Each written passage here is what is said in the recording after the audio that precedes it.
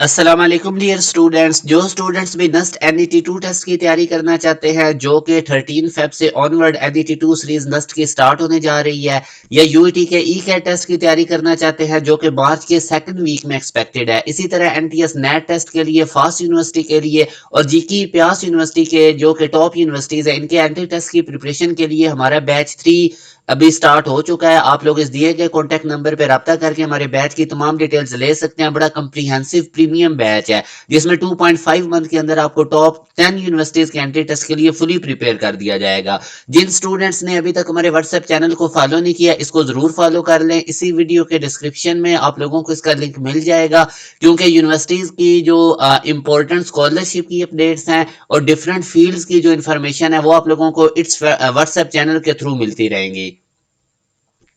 अभी आप लोगों के साथ मैंने कुछ पास पेपर के एमसीक्यूज फिजिक्स के डिस्कस करने हैं। जैसा कि मैंने एक सीरीज स्टार्ट की हुई है, मैं फिजिक्स के पास पेपर के एमसीक्यूज आप लोगों से डिस्कस करता हूं। अब पहला क्वेश्चन है जो काफी दफे यूनिवर्सिटीज में आता रहा है, अ चोक कॉइल हैज।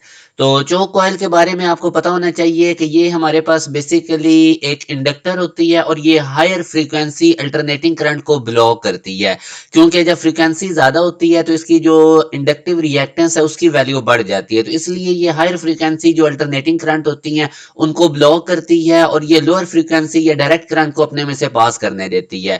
तो इसकी चोक कॉइल की इंडक्टेंस हाई होती है, रेजिस्टेंस लो होती है, इस वजह से ये बड़ी हाई इंड्यूस्ड ईएमएफ पैदा करती है जो आगे ट्यूब के अंदर डिस्चार्ज भी जनरेट करती है। तो चोक कॉइल के बारे में आपने याद रखना है कि इसकी हाई इंडक्टेंस होती है और लो रेजिस्टेंस होती है, जो कि अल्फा ऑप्शन में है।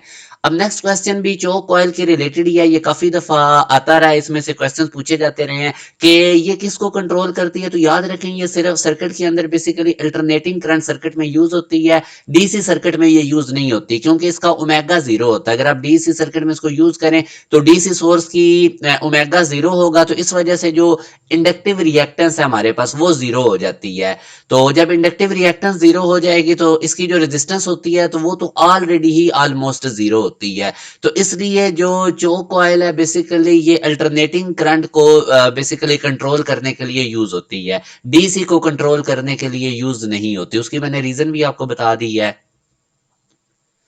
अब नेक्स्ट क्वेश्चन अगर आप देखें, the phase angle between EMF and current in LCR.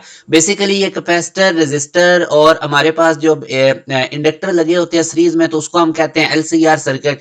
तो फेज एंगल अगर आपने देखना हो तो आप याद रखें कि ये 0 से π/2 के दरमियान में होता है, क्योंकि अगर हमारे पास रेजोनेंस पे हम बात करें तो इंडक्टिव रिएक्टेंस और कैपेसिटिव रिएक्टेंस एक दूसरे को कैंसिल कर देंगी, और रेजिस्टिव सर्किट होगा जिसमें फेज हमारे पास जीरो होता है वोल्टेज और आई के दरमियान। ईएमएफ बेसिकली वोल्टेज ही होता है। और इसी तरह अगर कैपेसिटर इंडक्टर ऑपरेट कर रहे होंगे तो फिर हमें पता है कि प्योर कैपेसिटर के अंदर 90 डिग्री तक भी हमारे पास करंट जो है वो वोल्टेज को लीड करती है, और इंडक्टर के अंदर वोल्टेज और करंट के दरमियान भी 90 डिग्री एंगल होता है, इनके दरमियान में भी हो सकता है। तो 0 से π/2 इज द बेस्ट ऑप्शन। अब आगे अगर आप देखें तो a choke coil is prefer to a rheostat in AC circuit. तो चोक कॉइल को बेसिकली इस वजह से प्रेफर किया जाता है कि ये इंडक्टिव डिवाइस है, मतलब ये कि ये बिल्कुल एसी की तरह काम करता है, मतलब वोल्टेज को चेंज करता है मगर पावर को सेम रखता है। जबकि रियोस्टेट के बारे में अगर आप देखें तो ये रेजिस्टिव डिवाइस है, ये इलेक्ट्रिकल पावर को कंट्रोल करता है मगर ये एनर्जी को डिसिपेट कर रहा होता है एक्सेस एज अ हीट के तौर पे। तो इस वजह से फिर हमें एक्सेस इलेक्ट्रिसिटी के बिल देने पड़ते हैं, तो इसलिए प्रेफर किया जाता है चोक कॉइल को। इसी तरह अब आगे अगर हम देखें तो a capacitor is a perfect insulator for. तो कैपेसिटर के लिए आप याद रखें कि अगर डीसी सोर्स होगा तो वहां पे फ्रीक्वेंसी जीरो हो जाएगी और कैपेसिटिव रिएक्टेंस अनडिफाइन हो जाएगी, मतलब कैपेसिटर की रेजिस्टेंस अनडिफाइन होगी, तो इसमें से डीसी करंट जो है वो पास नहीं करेगा, जीरो होगा। तो यूं हमारे पास ये परफेक्ट इंसुलेटर है डायरेक्ट करंट के लिए। आगे वो कहता है current in the circuit is wattless. तो सर्किट के अंदर जो हमारे पास करंट है वॉटलेस। अब पावर आपको पता आई स्क्वायर आर होती है, अगर आर को जीरो कर दिया जाए तो पावर भी जीरो हो जाएगी। तो यूं हमारे पास resistance in the circuit is zero, तो current in the circuit is wattless if resistance in the circuit is zero. तो यूं हमारे पास beta is the right answer है। आगे वो कहता है the power factor of LCR circuit at resonance. तो रेजोनेंस में हमें पता है कि एक्स एल एक्स सी की इक्वल होती है, inductive reactance capacitive reactance cancel करती हैं, सर्किट जो है वो टोटली रेजिस्टिव बन चुका होता है, और रेजिस्टेंस में वोल्टेज और करंट इन फेज होते हैं, उनमें एंगल 0 डिग्री होता है, और पावर फैक्टर होता है cos theta. Theta. Theta is the angle between V and I. जब हम 0 डिग्री पुट करेंगे तो cos 0 1 हो जाएगा। तो पावर फैक्टर एलसीआर सर्किट में रेजोनेंस पे मैक्सिमम होता है और कितना होता है 1। इस टाइप का एक आगे भी क्वेश्चन आएगा, मैं आपको बताऊंगा। ये भी बड़ा सिंपल क्वेश्चन है। रेजिस्टेंस की वैल्यू गिवन है, रिएक्टेंस आपको गिवन है, तो आपने इंपीडेंस निकालनी है। अब बेटा इंपीडेंस का फार्मूला होता है आर स्क्वायर प्लस इंडक्टर की अगर रिएक्टेंस है तो एक्सएल का स्क्वायर हो जाएगा। बस रेजिस्टेंस और रिएक्टेंस की वैल्यूज प्लग इन करें और आपके पास 10 ओम आंसर आएगा, जो कि सी ऑप्शन में है।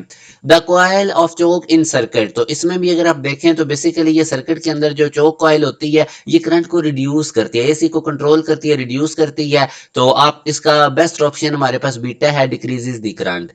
आगे नेक्स्ट क्वेश्चन में देखें, in an AC circuit of capacitance the current from potential. तो याद रखें जो कैपेसिटेंस के अंदर जो करंट होता है वो पोटेंशियल को लीड करता है 90 डिग्री, मतलब करंट फॉरवर्ड होता है और पोटेंशियल पीछे होता है। अब ये वही क्वेश्चन जो मैं आपको बता रहा था, power factor is maximum in an LCR circuit. तो मैक्सिमम हमारे पास तब होगा जब रेजोनेंस होंगे और उसमें एक्सएल एक्ससी के इक्वल होगा और वो पावर फैक्टर 1 होता है।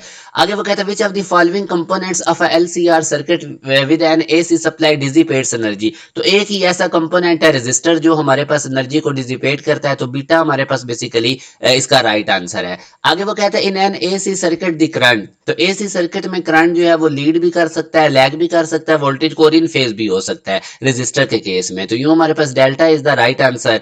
तो जो स्टूडेंट्स भी हमारे अभी नस्ट NET2 को अच्छे तरीके से प्रिपेयर करना चाहते हैं या ई कैट को, तो हमारे बैच 3 को जरूर ज्वाइन करें। बैच 2 में हमारे बच्चों ने बहुत अच्छे मार्क्स लिए थे। इवन के नस्ट NET1 में जिस बच्चे ने ओवरऑल टॉप किया था वो भी हमारे बैच का स्टूडेंट हमजा था। तो आप देख सकते हैं इसका रिजल्ट मैं आपको शो कर रहा हूँ आप लोगों की मोटिवेशन के लिए कि मैथ फिजिक्स में अच्छा स्कोर करना कोई मुश्किल नहीं है। अगर आप हमारे लेक्चर्स तैयार करें, वर्कशीट्स करें, साथ साथ हमारे टेस्ट करें और टेस्ट सेशन में से की फेज में से गुजरे, तो आप बहुत इजीली 160 को क्रॉस कर जाएंगे। तो ये आप लोगों के पास एक बड़ा कंप्रीहेंसिव टाइम है, क्योंकि बाद में बहुत अच्छा ये टाइम है, बाद में आप बोर्ड के एग्जाम भी आ जाने हैं। मोस्टली यूनिवर्सिटीज के टेस्ट बोर्ड एग्जाम से पहले हो जाने हैं। जिस तरह यूईटी को देख लें, वो भी बोर्ड एग्जाम से पहले अपना टेस्ट ले लेगा। नस्ट की भी मोस्टली सीरीज बोर्ड एग्जाम से पहले हो जानी है। बाकी फिर जीके प्यास फास्ट के टेस्ट भी एक साथ आ जाते हैं, तो स्टूडेंट्स पे बर्डन बहुत ज्यादा पड़ जाता है। तो ये आप लोगों के लिए एक बहुत अच्छा टाइम है अपने आप को 2.5 मंथ में फुली एंट्री टेस्ट के लिए प्रिपेयर करने का। और यूनिवर्सिटीज के अंदर एंट्री टेस्ट का वेटेज ज्यादा होता है फर्स्ट ईयर, और एंट्री टेस्ट की मार्क्स की बेस पे वो आप लोगों के मेरिट बनाते हैं। सेकंड ईयर के मार्क्स आप लोगों के मेरिट फार्मूला में काउंट ही नहीं होते। तो आप इस दिए गए कॉन्टैक्ट नंबर पर रब्ता करके हमारे बैच की तमाम डिटेल ले सकते हैं। अपना ख्याल रखिएगा। अल्लाह हाफिज।